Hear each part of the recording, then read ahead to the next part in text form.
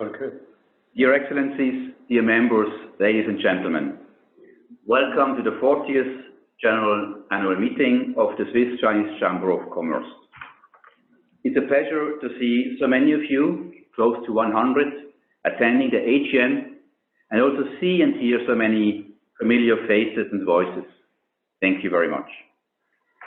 Like many other organizations, we unfortunately have to hold the AGM this year online. Apologies for the various announcements and cancellations of dates and formats. We highly appreciate your flexibility and you attending now this via online means. First, some logistics about today's AGM. The AGM is set up as a meeting where we all see each other. Selected board members will later present their relevant content. We kindly ask you to mute your microphone in order to avoid interference. If you have any questions, please use the button Participants at the bottom of your screen and then click the blue hand symbol.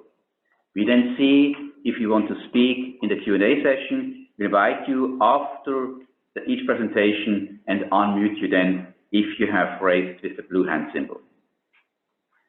If there is background noise, we will allow ourselves to mute you. At the moment, we don't have any of this. There are several votings taking place during the AGM. We have prepared polls where we will be asked you to vote. We kindly ask only to vote if you are a member. Please do not vote if you're not a member of the Swiss-Chinese Chamber of Commerce. We have a control total to ensure that no more votes are counted than members are registered. And that takes place in the background. Please also note that the assembly will be recorded. Now, without further delay, we start the AGM. We have a full agenda, and right away, I would like to give the floor to His Excellency Ambassador Wang Xiting. Mr. Wang Xiting, the floor is yours.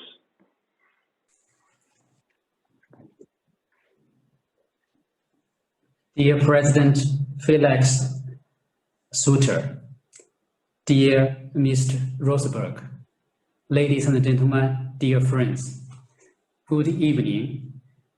I'm the new Chinese ambassador to Switzerland. Thank you very much for inviting me to attend the 40th Annual General Meeting of the Switzerland-China Chamber of Commerce. I came to Switzerland about 2 months ago. It's a great honor for me to work in Switzerland, especially on the occasion of the 70th anniversary of the establishment of diplomatic ties between our two countries. Also, Switzerland is far away from China. Chinese people are no strangers to Switzerland. Most Chinese people have a favorable impression of Switzerland, with its beautiful land, friendly people, and advanced economy and financial systems. My understanding of Switzerland started in my middle school. 40 years ago, a friend of mine owned a Swiss Army Life, Victorian Hinox. The exquisite design, excellent quality, and shining outlook make me fascinated. As a teenage student, I also would like to have such an army life, but I was born in a village. I grew up in a countryside. At that time then, 80% of the Chinese people are living in the countryside, and the monthly income of a Chinese farmer cannot even afford a Swiss Army life, so I can only admire it with a sight. From this army life, I began to know Switzerland. I began to know that there is a country in the world that could produce such good quality product. Time has changed. After more than 40 years of development, Chinese people can afford not only a Swiss Army knife, but also travel to Switzerland and buy Omega Rolex, and Patek Philippe, which they could not even imagine in the past. After more than 40 years of development, China has undergone enormous changes. Chinese economy has not only achieved its own leapfrog development, but also become the main engine of global economic growth. In recent years, China's contribution to world economic growth has exceeded 30%. Of course, China's development is also good for Switzerland. 70 years ago, trade between our two countries was only $6 million. In 2019, that was last year, it reached about $32 billion. 85% of which was Swiss exports to China. At present, there are more than 1,000 Swiss companies operating in China, with a total of 2,082 Swiss investment projects in China. Mutual beneficial cooperation in the fields of technology, investment, and finance has achieved fruitful results. The size of China's economy is much bigger than Switzerland, but Swiss exports and investment to China far exceeds China's exports and investment to Switzerland. 40 years ago, very few Chinese people could afford to travel overseas. Now, Switzerland hosts around 1.5 million Chinese tourists a year. Those tourists have great purchasing power. It's fair to say that China's development is an opportunity for Switzerland as well. China's development directly or indirectly has created many job opportunities for Switzerland and promoted its economic growth. Meanwhile, we also noticed that under the instigation of certain countries, there are some different voices against China in face of current situation. What I want to point out is, first, these accusations against China are based on ideological bias, is totally unfounded. Second, China will not close its doors. On the contrary, we will continue to expand, opening up to the world. This year also marks the 40th anniversary of the establishment of Swiss-Chinese Chamber of Commerce. In 1980, Dr. Wu Li-Sik helped to set up China's first industrial joint venture, Schindler Elevator Corporation. At the same year, he founded the Swiss-Chinese Chamber of Commerce. In accordance with its founding purpose, the Chamber of Commerce has done a lot of work to promote bilateral relations and economic cooperation. The Chamber continues to develop and grow while serving Swiss and Chinese companies, becoming a window for Swiss companies to learn more about China and a bridge for communication and cooperation between two sides.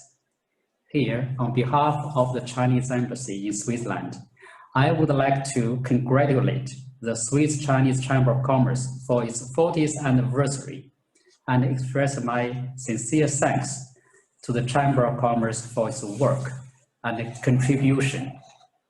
Ladies and gentlemen, dear friends, innovators win in every industry. China and Switzerland have established an innovative strategic partnership.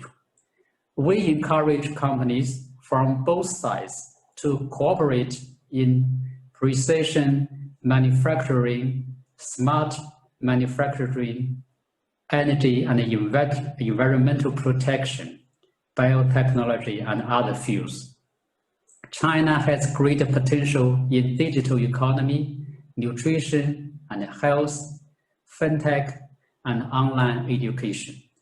We welcome Swiss companies to increase its investment in China and share the dividends of Chinese market.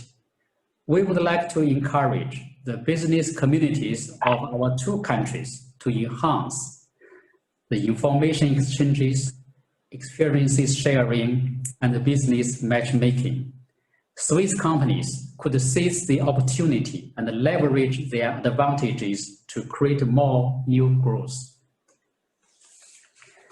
As a new ambassador to Switzerland, I will make unremitting efforts to strengthen China-Swiss relations, especially the economic relations.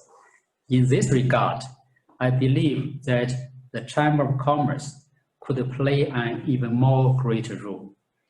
At the same time, the Chinese Embassy will continue to increase its support to the Chamber of Commerce. To conclude my remarks, I would like to say, let us join hands, work together, and achieve win-win results.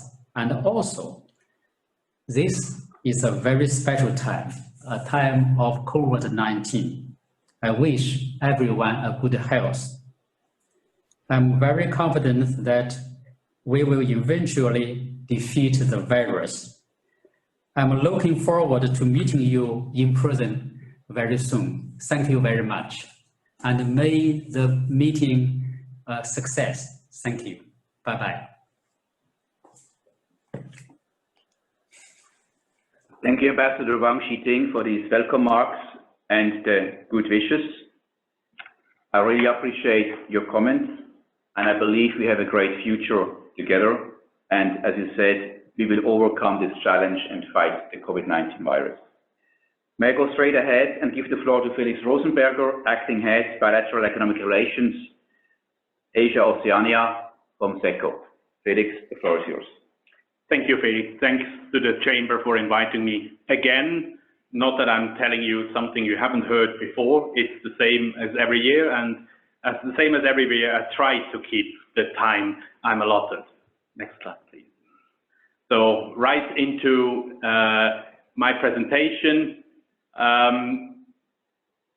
While Switzerland used to have a trade surplus with China, we're going in slightly and in over years towards a trade deficit. Now, looking at Chinese exports, excluding gold, we've always had a trade deficit, and it's getting bigger. And the huge purple column that you can see, those are gold exports from, mostly gold exports from Switzerland to China. And as you can see, they have been diminishing. And that's not because of the price of gold falling. As we're already in towards the end of 2020, and these are figures of the last 4 years to 2019, I've taken a look at what's been happening this year. And we've all heard it, this year has been pretty special. Next slide, please.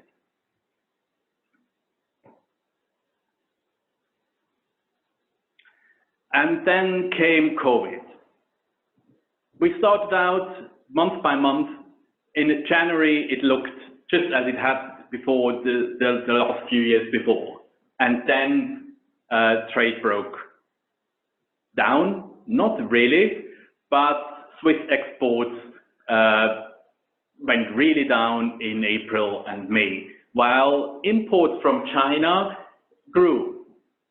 That's mostly textiles, the kind of textiles you're wearing every day in your faces now. The other thing is, and that's probably directly related to flights not taking off from Switzerland to China, is that gold practically vanished. You can see from March through to July, there was almost no gold exports from Switzerland. While a slight bit of gold was re-imported from China. And then in August, there was a backlog of demand and gold exploded again, only to go back into September. And In September again, like during the first wave, March, especially April and May, exports from China overtook exports from Switzerland to China. And this is likely to become the new normal, as gold, despite the huge spike in gold price, actually becomes less important. Next slide, please.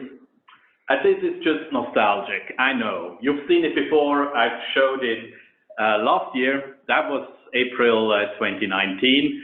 And I hope that in the years to come, and I use the plural here intentionally, that in the years to come, we might see that again once. Next slide, please. This is also something you've seen before. The Swiss National Bank publishes each year in December the investment figures for the year before. So these are the newest figures for 2018. And you can see Swiss investments in China are still at the new record high, but growth has slowed a bit if we can derive any kind of trend from the stock figures, so the blue place. As if you look at the flow, it has been positive for the last more than 10 years. But it has also gone down to a few billion a year. And now for the last slide, please. One more thing. And this is a completely senseless graphic because there's only 3 data points. But for the first time last year, or this spring actually, the National Bank has published Chinese investments in Switzerland. All the data points before that rest confidential. These have been published. So you have 2016, 17, and 18. And you can see how important Chinese investments in Switzerland have become. You're almost at 18 billion Swiss franc. That's nothing compared to investments from other places. It's still a tiny, tiny bit, but it has become one of the most important sources from Asia. While at the same time, if you look at the red column, the flow is still negative. That shows us that flow and stock just don't add up. They never do. And I have yet to understand the explanation for that from the SNB statisticians. But for the next years, we can expect to see how it develops. And for the first time, I don't have to say this is confidential. Thank you very much. Thank you, Felix Rosenberger, for these remarks, economic overview, and also these data points, which are quite interesting to look at. And also, I need to further understand what this means. Let me go and give you a little bit an oversight what happened in 2019 and also a little bit happened in 2020, because usually we only report the annual year, but we are so far in 2020, so I took the liberty to share a little bit what happened in 2020. In 2019, we had 48 events with 2,350 attendees and a headcount of total 3.4 FTE across Switzerland at the chamber. So these 3.4 people prepared all the events, attended the events, and processed all the billings in the back office, back office work, etc., and payments after the event. Quite remarkable. And also posted the event on our social media channels, including our website. Now, this year, we not only continued, but increased our efforts, and just the online activities we did are quite remarkable. But what I would like to share first with you is something more tangible. It's this one here. And that is on the way to your letterboxes. It's tangible. This is the anniversary book. For our 40 years anniversary, you will receive that next week. It contains memories and thoughts from numerous Chinese experts, starting with Uli Sick. I would like to thank you here everyone who contributed, because there's quite a number of contributions in here. Thank you very much for making this possible. Also remarkable is this report here. This is our economic policy paper, which we initiated together with the Economy Suisse in spring 2019, and which had inputs of dozens of our member companies, industry panels, roundtables, and also joint effort with Economy Suisse, as I mentioned before. The final report has been delivered in September to SECO. We await now the feedback from SECO and include that, so then we can make this report available to all our stakeholders. We have been very active on all social media channels, recorded member interviews, launched activities with young professionals, literally hundreds of postings. A more extended report, activity report, you find on our website. I don't want to bore you with all this that happened. Please read through it. It's quite interesting in this challenging situation what we all have achieved. But now I would like to hand over to Andreas Herzog for our financials. Andreas, the floor is yours. Thank you very much, dear Billy. Dear members and participants, I quickly want to go through the financials on 19 and budget 2020, which still needs to be approved by you, and also about running year 2020 up to September. On the left-hand upper side, you see the revenues, and on the bottom, you see the membership and fee development. In respect to the revenues, we have a pretty stable development from 2018, 551,000 Swiss francs, 710,000 Swiss francs in 19, and the budget was originally set at 859. We up now to close to 700,000 Swiss francs up to September.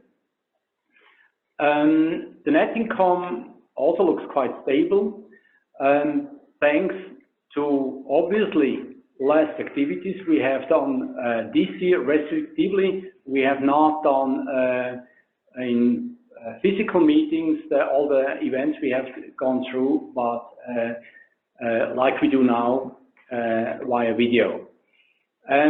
Cash-wise, we have a comfortable cash cushion of close to 700,000 Swiss francs. But we all know we have we need a reserve of in the magnitude of 100 to 150,000 Swiss francs for the anniversary event, which is planned for summer next year. By the way, just to mention that the books of 1819 have been audited by Ernst & Young, audited and approved by Ernst & Young. In respect to the membership and fee development, we have a relatively stable and good development in respect to number of members, which is going down a little bit. You see there by September, you see 635, which is a minus of 20. And we are expecting further leaves actually until the end of the year. Reasons for that can be led back or reference to the COVID-19 issue. What is rather worrisome is that 23% of the members, of the members, have not paid so far, which is in the magnitude of 100,000 Swiss francs.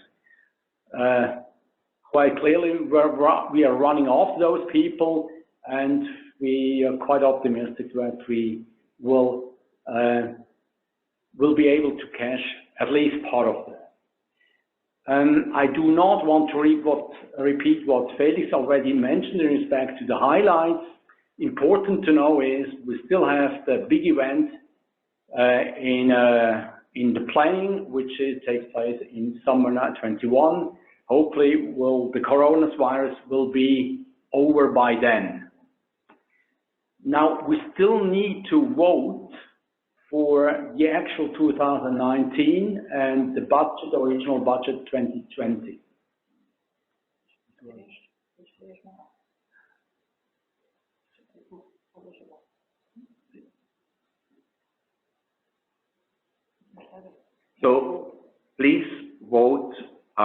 right now.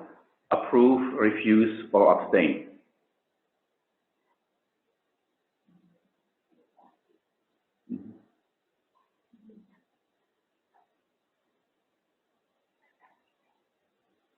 And as mentioned before, only members can vote.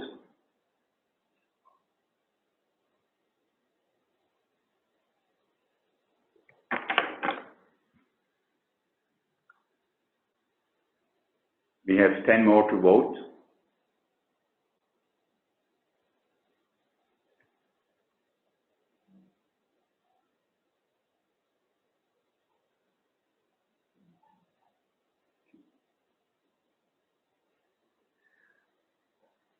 Thank you very much for voting. We have an overwhelming majority of 90%, 95% of the votes.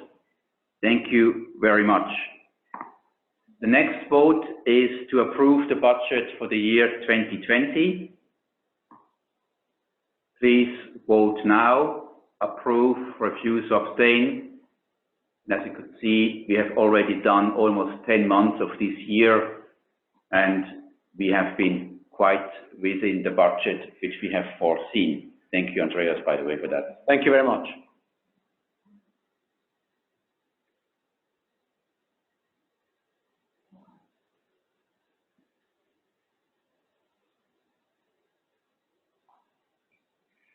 Again, thank you very much. We have a majority of 89%.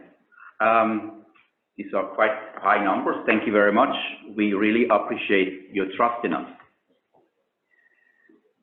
Thank you, Andreas, for handling the financials, and I really look forward to work with you on the budget 2021, because we all know it will be a challenging year, because we will have less sponsorship in 2021 than we had in 2020. So we need this cash to get us through until the end of next year.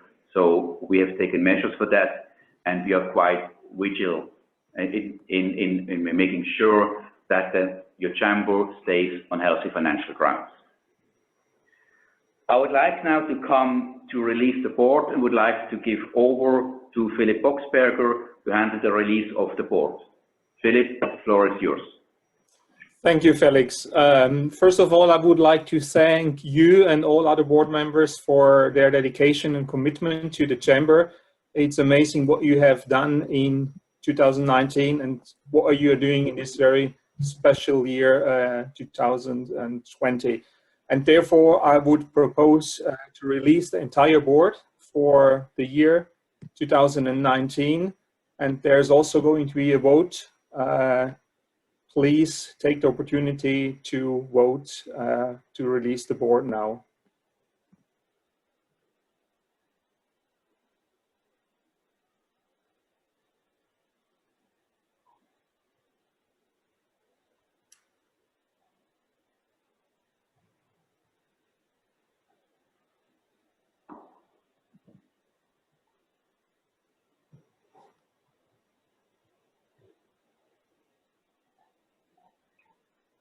Okay. So we have a very clear result. Board is released. Back to you, Felix. Thank you very, very much. That is, again, a clear sign of the trust of you in us. And it's also an honor to serve you if you have such a support from your members. And I would like to go forward by thanking Philipp for releasing the board. We move now to agenda point number 4, changes of the board. First, we would like to show you the resigning board members. We'd like to thank them for their many years of contribution and efforts for the chamber. All of these board members have done an outstanding job in helping to get the Swiss-Chinese Chamber of Commerce where it is now. They helped to get the strategy implemented and many projects completed. The very special thanks goes to the Vice President, Ralf Schläpfer, which was instrumental in designing the Chamber strategy in 2015 and 16 business initiative, and have then it approved and implemented. Going forward, the board will be smaller and interact more by email and by phone, naturally because of COVID-19, but also because we decided before the that happens, that we want to do that more. We will also engage more with the advisory board and ask them to support us in ongoing projects. An example is the economic policy paper, which I mentioned before, which we want to repeat every 2 years. And for that, we need all the help we can get. The advisory board is crucial for this. We also would like to give a very special thank you to our longtime friend, Andreas Rieser. Andreas Rieser has been a member of the Chamber for 21 years. He organized the last 4 years the annual Chinese New Year's concert in Lucerne, the KKL, and the China event in Canton, Schwyz. He helped the Chamber in many, many aspects and was actively engaged in presenting and promoting the Chamber to new members.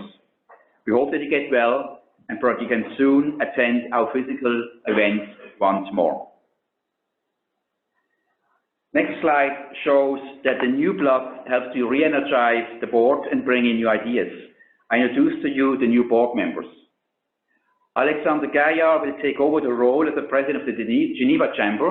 He was on the board of the Geneva Chamber, but now as the president becomes part of the national board. He is succeeding Christoph Weber, who takes a step back. Alex has been on the board of the Geneva Chamber for many years and was suggested by Christoph, and this handover is already organized and is smooth. I've spoken with them regularly. Robert Wiest from Swiss Re will take over from Jean-Michel Jattigny after he has retired. And again, Robert Wiest is very well known to the Chamber. We have worked together and actually have a common history from working together in the Swiss Chamber in Beijing. We have Kurt Lötscher from ABB, who is taking over at interim from Dennis Eckenauer, since Dennis has changed roles. Dennis will take on a role in the advisory board, as you'll see in a minute. So board members are elected every 2 years. So this year we have a number of board members which are up for election, including myself. So now we need to vote if you approve the election of these board members for another 2 years or for the next 2 years. Please vote now.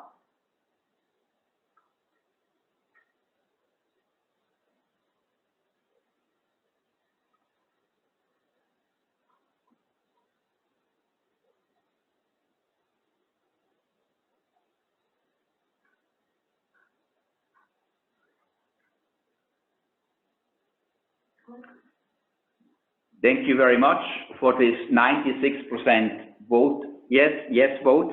We really appreciate that. So I would like to show you now the new board that is going to serve you going forward. These are the faces to the names, and we're looking forward to serve you. Thank you for the trust in us. As we know, in 2016, we implemented the advisory board. The advisory board members are proposed by the president and appointed by the board. We would like to show you who is the advisory board that the board has voted on to join and serve them for the next year. We have already launched a workshop with them in August 2020, and many of these faces you can see, these are really having a vast China experience and networks. To have such a high caliber advisory board available in the Chamber is of importance and is absolutely non-quantifiable asset which we intend to use, we intend to work with. Very happy to have that, and that serves you as the members as well.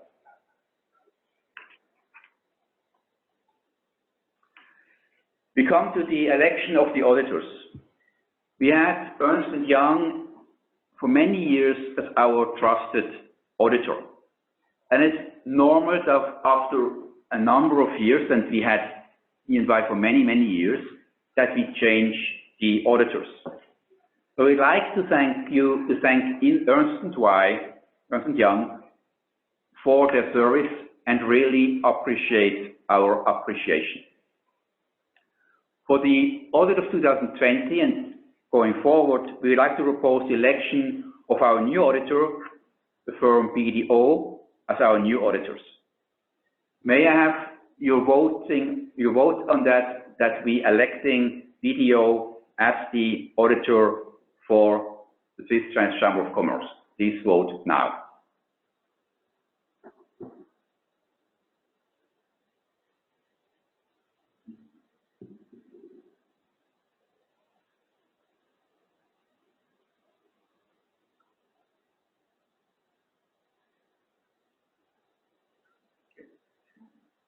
Thank you very much.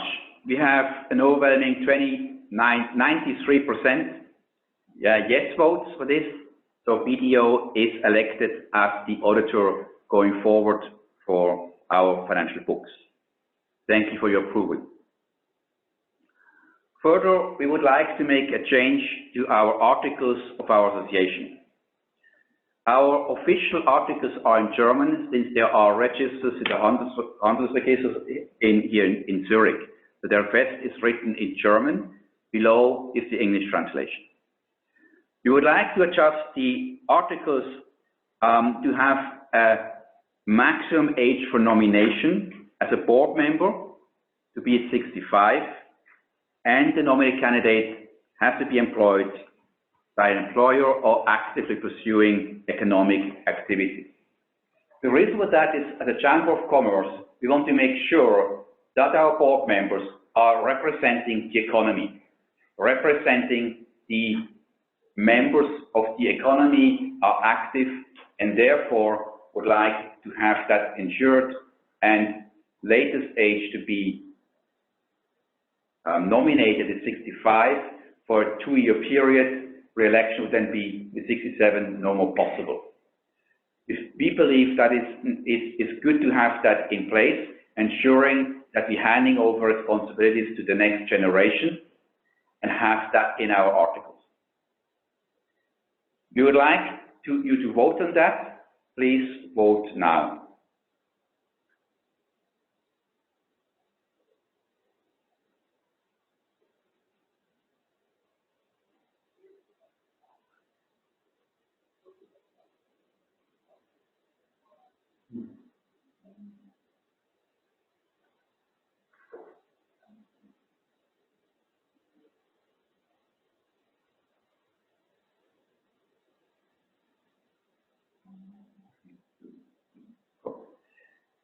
Thank you very much. We have a majority of 76%, which is a qualified majority. We therefore will update our articles and file them with the Handelsregister. Now, I would like to go to Geneva, the French-speaking chapter. Christophe, please share with us what you have achieved in 2019 and 2020. It's exciting. We had quite a few conversations about that. Christophe, the floor is yours. Thank you very much, Felix. I hope everyone can hear me. Thank you, Felix. Thank you for your leadership, and thanks for moderating this Assembly General in such times. As you know, dear friends, dear members, I've been president of the Geneva chapter, representing the Swiss Romand for now 4 years, and that's the end of my mandate. And I'm very happy to transfer the charge and the responsibilities to Alexandre Gaillard, who you just have been electing. I just want to say hello to the new ambassador. I want to thank him for his introductory remarks. And I just want to give you 5 short messages. The first one is, I want to take this opportunity to thank the entire executive team. They are hard workers. I want to especially thank in Zurich, Wei Beilun, and in Geneva, Philippe Nassa, for the hard work. They have been very efficient, they have been extremely professional, and they have brought us, with the leadership, they've brought our association to a new era, and I'm very proud of it. There's still much to be done, especially in the COVID times, but I'm very confident that things will be going smoothly in the coming years. Second message, I want to underline, and I think you can change slide, Beilun, thank you. I want to underline the great convening power we have, and we have been having in Geneva. I just want to underline and flag that we had 2 flagship events in Geneva, which we hope to continue, which have been really becoming a must event in Geneva for the entire stakeholders. It's mainly our gala soirée, which has been very, very successful in the past. and the Chinese New Year, and the Banking and Finance Summit that we've just finished actually a few days ago. Last year's Banking and Finance Summit was with the participation of the President of the World Economic Forum, 2 Chinese ambassadors here in Geneva, and the head of the Financial Association here in Geneva. I also want to underline that in 2019, the Geneva chapter has organized a very special delegation dedicated to new technology in China. It was a State of Geneva delegation where we had the privilege to visit very prominent multinationals like Tencent, Alibaba, Didi, GBL, and many others. Finally, I also want to do a bit of advertising for what we have been doing in the past, called the China Club. The China Club is a very special event designed for maximizing interaction with key stakeholders and public figures. And the last time was with a special, very special dinner with the Chinese ambassador at the WTO in Geneva. Next slide, please, Beilun, thank you. On the third message, I want to underline the strength of our membership here in Geneva. It's been not easy to present our value proposition in 2016 and 17, but we have quickly understood the importance of providing quality events, diversified events, and soon has come a very interesting increase of membership. Of course, there is an inflection point coming in 2020, but I'm sure under the leadership of Alexandre Gaillard that things will be going very smoothly. And the fourth message I want to underline, for maybe the next slide, Beilun, is that in 2020, the Geneva chapter has not been sleeping too much, at least at the beginning of this year. We have landed 2 Boeing 747 cargo flights from China, bringing over 200 tons of materials to the Swiss Romand Hospital, only public hospitals. And it was a really challenging experience for us. We made absolute no benefit out of it.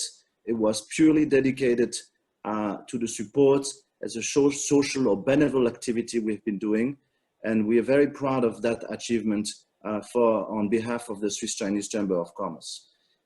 Final message for me is I'm ending my mandate actually next week with the Assembly General in Geneva.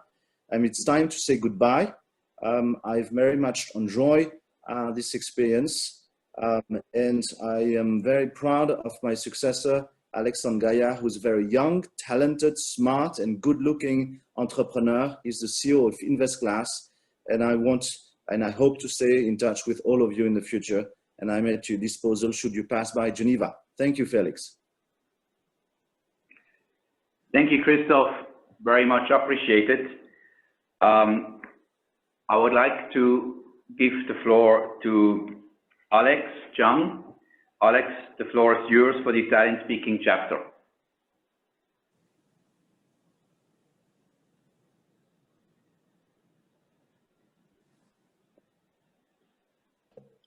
Alex, you're mute, Alex. Yeah. Alex, we cannot hear you. Yeah, can you hear me now? Yep. Now we can hear you. Sorry, thank you very much. It's a pleasure to be with you tonight. Thank you, Beilun, to organize this wonderful event that is actually inspiring us for our next General Assembly, I guess, Christophe. We might use the same system to vote. Thank you very much. Alexandre, I think it's time for our Italian friend to speak, not you. Oh, I'm sorry. No problem, no problem. Yeah, Thank you, Alex, for your contribution. So you could hear and see the new president from the Romandy chapter. We go now definitely more south to Alex Zhang from Lugano. I told you he was energetic.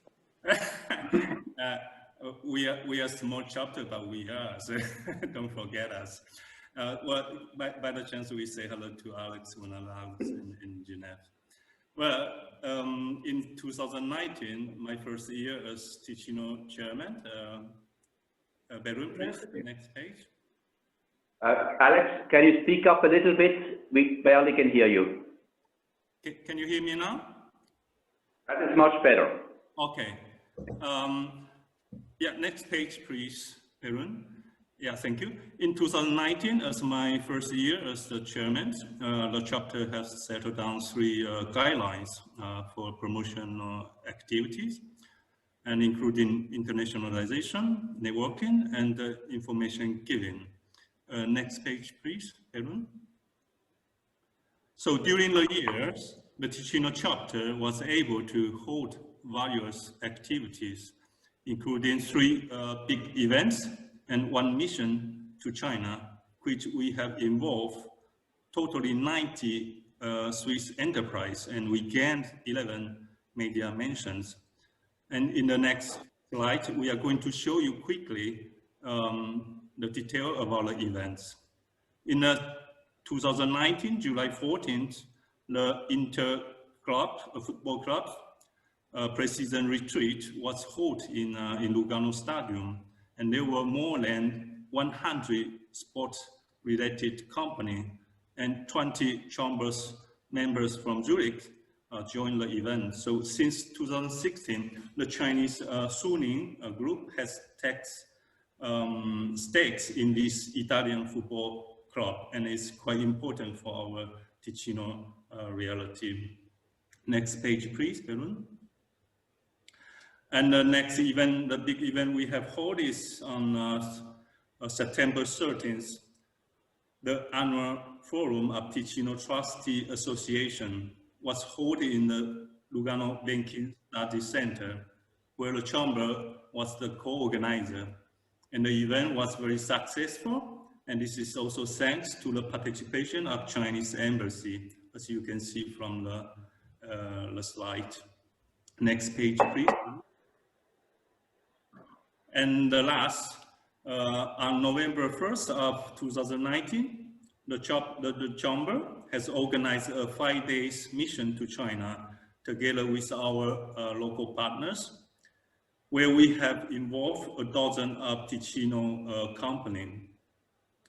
So before I give the floor to my co-chairman of Ticino chapter, Alessandra Gianella, I would like to introduce you to Ticino new board member, Alberto Lotti, founder of Kai & Stone, who were taking charge of promotion in financial sector, and Roberto Lotta, manager of Google in Lugano, who were taking charge of promotion in tourism. Thank you, that's all, and I give the word to Alessandra Gianella. Thank you very much, Alex. Dear friends, dear members, now let's talk about Ticino chapter media coverage and networking. Please, next slide. This year has been a very difficult year for everyone. The activities have been very limited, but starting from September, we are publishing posts on LinkedIn in Italian. We took part in a radio debate on Swiss-China relations, and we also organized a meeting in Bern where a delegation met with Ambassador Negeli to discuss the Swiss-China strategy. Next slide, please. Now let's talk about the future. Here we can see the 2021 action plan. Next slide, please. For next year, we have planned the following activities. We would like to organize an event for members to celebrate the Chinese New Year. We would also like to organize a conference followed by a networking event. And if possible, we hope we could also organize a mission to China, like the one organized in 2019, which was a great success. Thank you very much for your attention. Thank you, Ticino. Thank you, Italian-speaking chamber. We noted that we had no loss of members this year so far, so congratulations to that. And we really look forward to see your activities and this mission in 2021. I look forward to that and joining you there with that initiative, because that's exactly what we need. We want to be trailblazers for our members to new areas in China and have discovered further opportunities. With that, I would like to end the AGM of the Swiss Chinese Chamber of Commerce and hand over to Esther Nageli for the Swiss Hong Kong Business Association AGM. Thank Esther. you very much, Felix. It's always a bit an awkward moment when Felix hands over to me every year because we need to do this as a formal separate General Assembly. You know, all of you, that we're a separate association for historic reasons. So we need to do that, and I don't want to take too much of your time. Nevertheless, let me run quickly through the activities, the accounts, the budget, and release of the board. The year 2019, the year of the pig, which as usual started with the New Year celebration. We had the big New Year event. It's already been on the slides from Felix. That's the biggest contribution, usually from our side, from the Swiss Hong Kong Business Association. But nevertheless, there were other contributions within the framework of the Swiss Chinese Chamber of Commerce. Maybe there were not so many visitors from Hong Kong in the reporting year, but nevertheless, we kept on our very close contact to Hong Kong, and especially with the main flagship event in Hong Kong. You know that it's in December, the Hong Kong Forum, which was very successfully held again in 2019.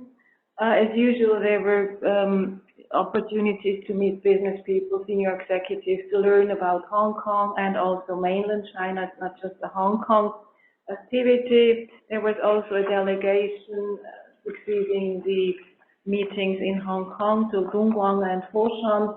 It's a new focus now in Hong Kong, the Greater Bay Area. You may have heard of it. So it's a lot of activities, and that shows also the joint activities that we do together with the Swiss Chinese Chamber of Commerce. This year, unfortunately, we could not hold the New Year event, I should say. It was scheduled already, and we were, should say, clever enough to cancel it and not to have it done physically, because that was the moment when the lockdown was decided by the Swiss government. So in a way, we were fortunate, and we hope to really surprise you next year with another big event. This event could not be done without the help and cooperation of this Hong Kong Trade Development Council, a close cooperation partner in Hong Kong and also in Frankfurt, as well as the Hong Kong Economic Trade Office in Berlin. So thank you also to our coordinator, so to say, and for the very nice cooperation that we have with them. And of course, thanks to Felix that we can have this nice cooperation with you and be here in the office together with Beilong.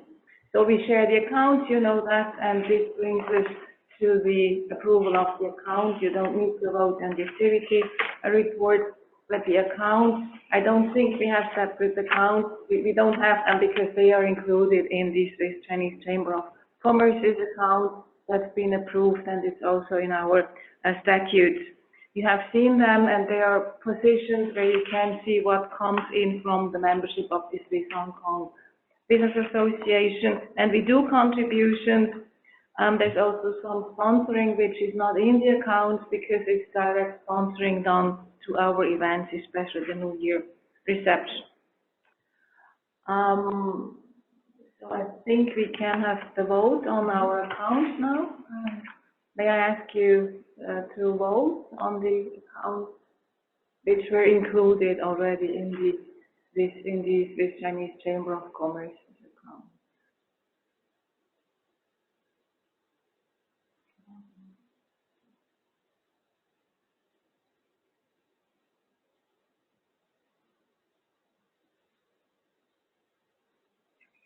It's a formal match, and nevertheless, I would appreciate if you could vote.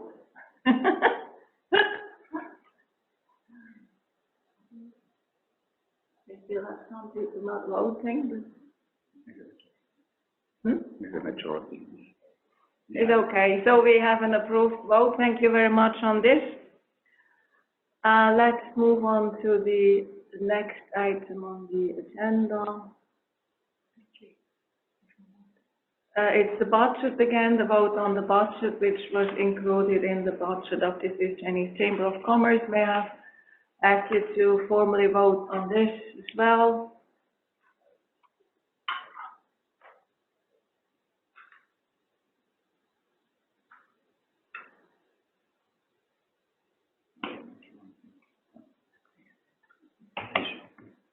50% majority und 80% yes. Okay, thank you. Also, the vote received on this one.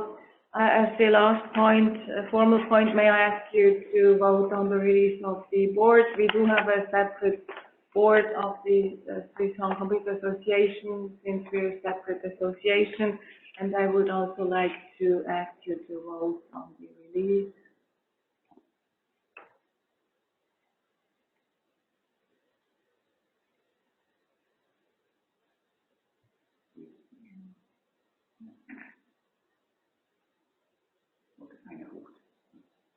Okay, thank you again. We obtained the vote and the release of our board.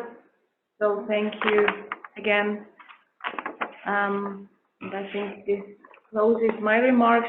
There's what I would like to mention.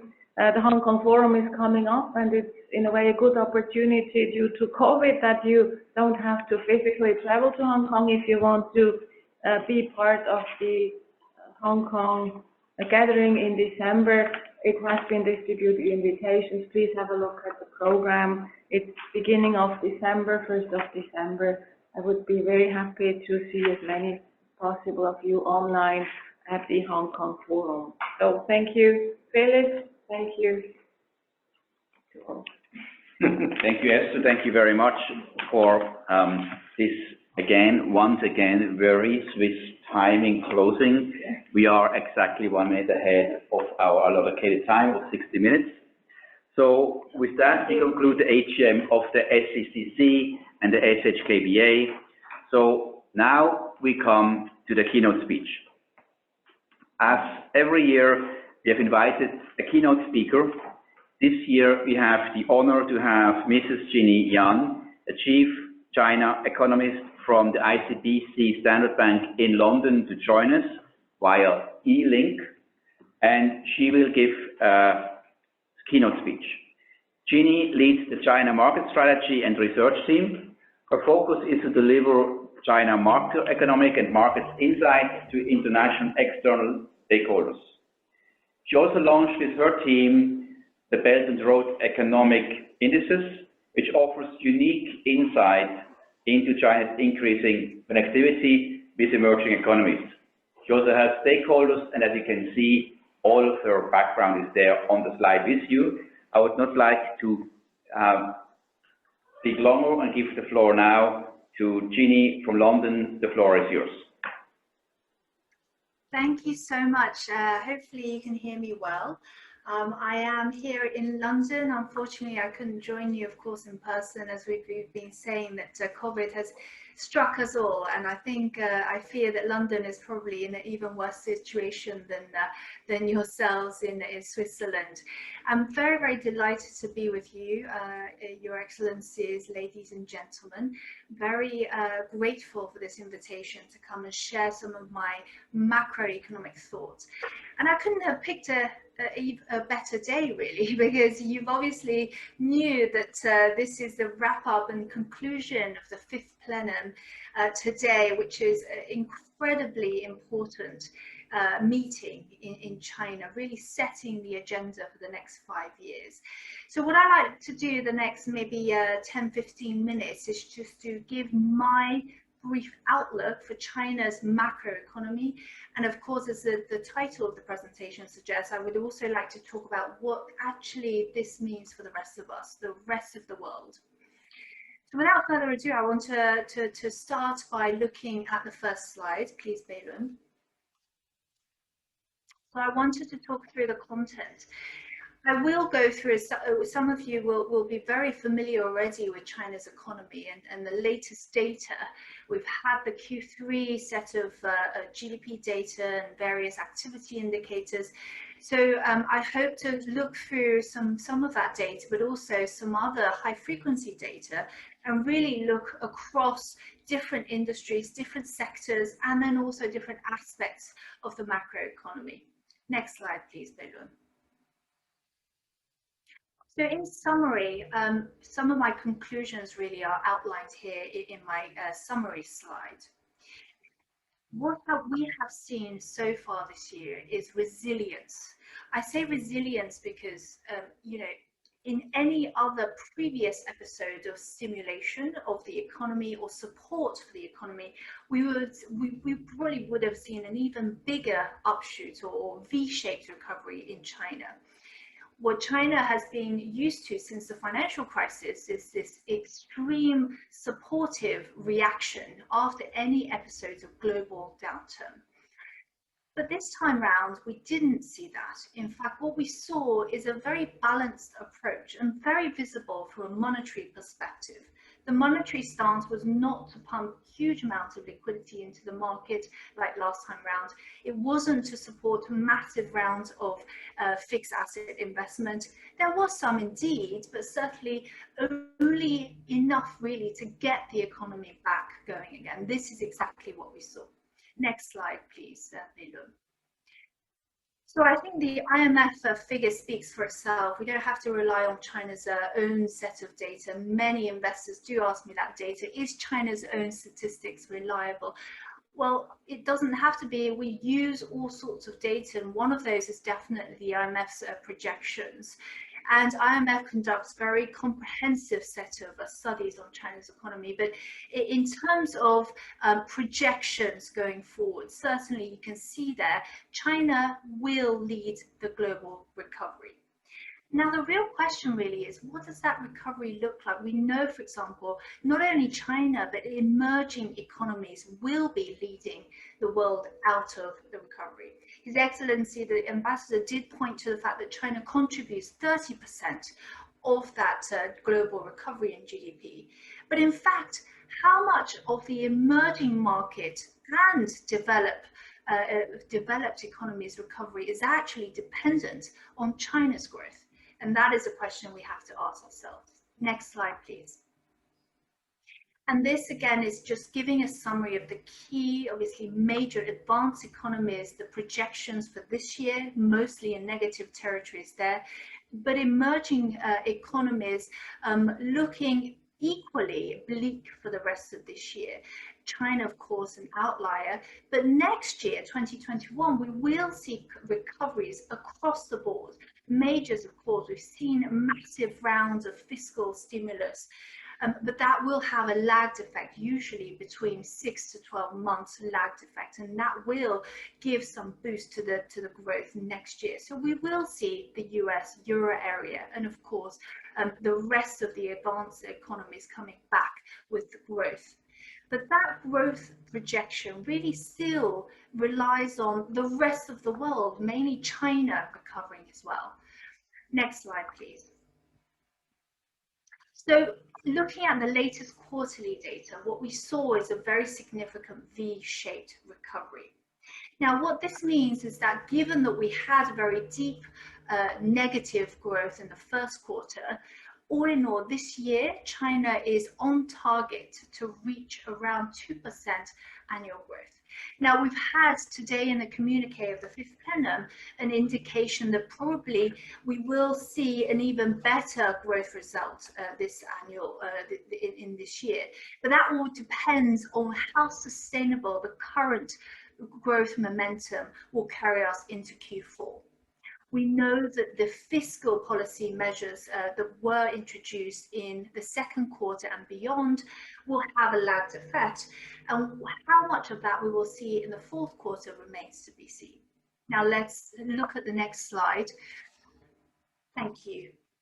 So when we look at official data, we do get a good, snapshot of what's happening on the fixed asset investment, what's happening on the trade and also investment capital front. But we, particularly in the banking industry and in the financial markets, like to look at high frequency data. This is the kind of data no one can make up.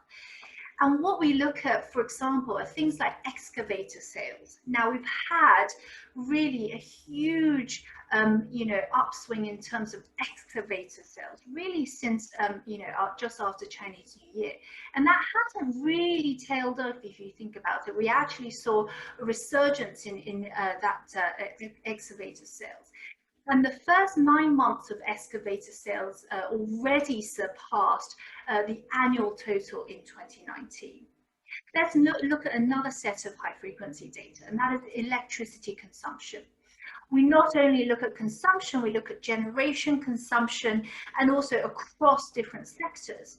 And what that data is showing us is still a similar set of results. We have seen an upswing in terms of generation, consumption across sectors. And what that really means is that particularly in the services sector, a sector where you would expect probably quite a weak performance, given obviously the catering industries, services industries may have been heavily impacted by the COVID. Well, actually, we saw some strength in the third quarter. And really that has been underpinning, the upside surprise in the quarterly data. Next slide, please, Bailun. So without high frequency data, what we're really looking at is what is actually the weakness in the GDP growth in China. And since the beginning of the year, we have been warning consumption, domestic consumption. And this is really dependent on how wage growth in China is going to be sustaining. Now, we haven't seen, although we've seen a rapid recovery in terms of GDP growth, really that has been boosted by fixed asset investment still, a lot of, industrial growth still. But in terms of consumption, household consumption especially, we saw a huge amount of spending in the golden holiday period. But in the run up to that, we actually saw quite weak momentum. And that is why, although FAI, fixed asset investment, really resumed, we saw that in terms of retail sales, it started to gather pace, but actually it is still relatively weak. We saw, record retail sales and what we call in China, revenge spending in China, because obviously we had a period of lockdown, very, very strict lockdown. So when people were allowed to travel domestically and go to shops, we saw some resurgence. But before that, golden holiday period and before the summer month, we actually saw, very weak retail sales number and consumption numbers. So really the question is that consumption going to remain? Is that consumption momentum going to last us up to the end of this year? Next slide, please. And we talked about trade, and the previous speaker already talked very much in detail about the upside surprise also in terms of China's trade performance. One would have expected, especially with a current, tailwind with US-China situation, that China's exports would be very much, falling off the cliff. But what we saw was actually quite the opposite. We saw actually figures since maybe half one of this year, middle of this year, starting to outperform. And what we saw there is that not only neighboring countries, ASEAN economies, depending on China's supply chain, but even further afield, other countries, particularly countries in the Belt and Road initiative, related to the Belt and Road initiative, emerging economies. And that is why I began the presentation talking about the importance of emerging economies, how closely they are related and dependent still on China's supply chains. And that goes without saying, not only goods, but also now services as well. So we have to look at trade both in terms of goods and also services. China is now running probably a deficit in terms of trade of services because China is depending not only on exports, but also imports of services.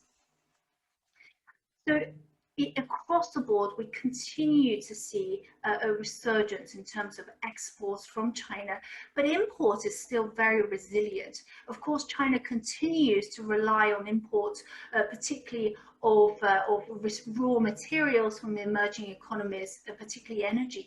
China is still not self-sufficient when it comes to energy. But that is the great ambition. Today in the fifth plenary, we saw, that emphasis towards sustainable growth, renewable energy, and that is an area where China is trying to develop in the next 5-year plan and also beyond. Next slide, please. So I talked about that consumption remaining a laggard. And today, again, a key message out of the plenary was the fact in the next 5 years, that dual circulation strategy, it's all about how do you unleash domestic spending. Households tend to save. Financial markets and capital markets domestically are still relatively immature. So there isn't enough asset classes for savers to spend effectively and to invest their excess savings. They are able to spend on everyday household goods, etc. But once, Chinese culture still remains that they would like to save whenever there's any periods of uncertainty. And when that uncertainty hits, usually that goes into housing market, equity market, because of that nascent and very underdeveloped asset classes within China. There are obviously rising, awareness of, wealth, investment and wealth asset management industries growing in China. But that really depends on partnerships also with mature economies like with Switzerland and other European and US entities, financial institutions. So when it comes to consumption, the tendency is still to save. So how to unleash that consumption power, how to measure GDP in terms of per capita income, how to keep that household income growth in line with overall aggregate GDP growth. That is, in essence, what the next 5 years is all going to be about in terms of targets being set by China. So Beijing's accommodative policy I've talked about, and that will likely see, that momentum in terms of liquidity, in terms of fiscal momentum and growth into Q4 and beyond. And we expect to see more momentum heading into next year as well to sustain the overall level of GDP growth. Next slide, please. And we saw in terms of credit data recently, banks are still pumping out liquidity, but very much so credit being pumped out by banks look very differently to previously. There is still very much guidance by regulators to lend to SMEs, to lend to vulnerable, and also encourage targeted industries. The ambassador alluded to these technology-driven, innovation-driven industries, services sectors also that the policymakers are encouraging, and this is exactly where the credit are going towards and new loans are going towards. Next slide, please. So what we've been warned against is asset bubbles, and I've talked a little bit about that housing market, equity market. And that's why the monetary policy tone has not been really to overly keep monetary policy loose. In fact, the monetary policy tone has been really to squeeze out the bubbles. So previously we had a deleveraging campaign. What we've seen is that really the evening off of the deleveraging campaign to neutral. So we're seeing a very neutral monetary policy tone, but with very much of concern on asset bubbles, re-inflating asset bubbles. As I've said, if we do see the asset price inflation, that also is a fundamental, factor that will dissuade people from spending as well. Next slide, please. So, again, a similar set of information here. So we haven't had over loose monetary policy. Next slide, please. On inflation, we've talked about inflation, but we have seen periods of food inflation, and that has been a worry, particularly with the pig cycle. We have had, obviously, flooding as well, so that will continue to be, an uncertainty for policymakers. But so far, it looks like there is pressure for deflation when it comes to PPI. In fact, the price deflation, pressures really has been factored in when it comes to monetary policy considerations. And next slide, please. So fiscal policy, we've not only seen central government fiscal policy measures, we've actually seen huge amount of local government bond issuances. And this is an area that's going to be increasingly interesting foreign institutional investors have been encouraged to enter China's bond market, now the second largest bond market in the world. But increasingly, institutional investors will be searching for yield. So not only will we see investments in CGBs, Chinese government bonds, which is yielding roughly around 3%, so a spread beyond the US treasuries, but also we'll see some institutional investors taking on more risk and looking at higher yielding bonds, for example, local government bonds and other corporate bonds. Next slide, please. So, currency, we've seen episodes of appreciation of the currency, and clearly the fundamentals are supporting that. But in fact, there are other factors. We have, of course, seen some weakness in dollar, and we will probably see some of that in the run-up to the US elections. But that is not a one-way bet. And we saw the PBOC and policymakers come in with various announcements recently. The removal of the counter-cyclical factor is the most recent one. And that really is not to intervene in the valuation itself, but to dissuade the one-way bet in the currency. A one-way bet meaning we saw a one-way bet for the deflation, for the depreciation of the currency, and this time around for the one-way bet of the appreciation of the currency. So clearly we're going to see a greater two-way volatility of the currency. So corporates have been encouraged to hedge their bets on the dollar CNY and against other currencies. Next slide, please. So in terms of the US-China situation, we actually have seen some progress in the phase 1 deal. But as we know from the campaign, the presidential campaign, the China-US situation is going to worsen, whatever the outcome of the presidential elections will be. We will still see pressure on China, firmly on. And whether we see a transatlantic pressure on China, the US partnering with other European nations, for example, that remains to be seen. But certainly the consensus seems to be a Biden win does mean that the pressure is still on China, but probably China needs to win over more partners and still needs to work very closely with its closer allies and trading nations. Next slide, please. Thank you. Yeah, just a breakdown in terms of agricultural manufacturing and energy goods. And there's a lot of detail on this slide, but it really, in a nutshell, we have seen lots of purchases, particularly in manufacturing goods. We also saw the US announcing more agricultural goods are being purchased by China. But clearly, all of this is nowhere near enough what the US is asking for. What America really wants to see is some sort of, I guess, a reconciliation or some sort of acknowledgement that there will be, a way forward in China and US's, a footing in the technology rivalry there. So that really remains a puzzle to be resolved. Next slide, please. So that really draws a conclusion to all my slides, and I've gone through quite a lot of details, but I really wanted to give you 3 takeaways. I mentioned the plenum, some of those highlights today.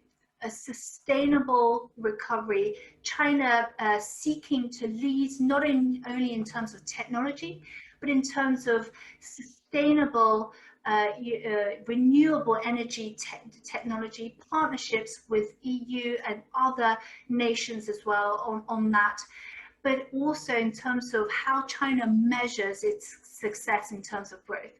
One that is dependent not only on overall general GDP growth, but measured by per capita income and also measured on household income growth. Last but not least, unleashing consumption. Dual circulation is all about not only unleashing domestic consumption, but also how to encourage foreign international investors and corporates to enter China, to really encourage competition as well in China, to nurture a competitive environment where domestic homegrown companies are able to seek a better growth and a more agile growth environment. Next, the Belt and Road Initiative is still very much alive. Why? Emerging economies will lead the next year and further and beyond the years of growth, because it is the emerging economies that still have favorable macro conditions. population growth, urbanization, these are the favorable conditions that will still continue to nurture emerging economies growth. And China's partnership with these emerging economies is something that we out here in the West do still continue to watch. Last but not least, China is not seeking to overtake or actually to displace existing leaders in technology or other sectors. What China is seeking to do really is to be part of the global aim for sustainable growth, contributing to global standards, working with the UN. UN's environmental program is one example of that. Because all of this will benefit China as a rising power and a rising economy going forward. So that concludes my presentation. Thank you very much for your time. I look forward to some of your questions. Thank you. Thank you, Jenny. This was very insightful. The audience can use that button underneath participants raise hands for questions. While you consider do that, I have a question to you, Ginny. I looked at when you showed the slide regarding import recovery of retail goods in Q3. I note that EU was a positive impact.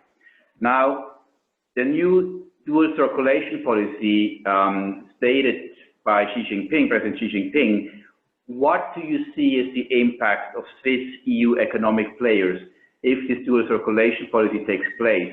Do we see less of demand of goods imported from the EU into China? What is your forecast, the impact of that on the economy?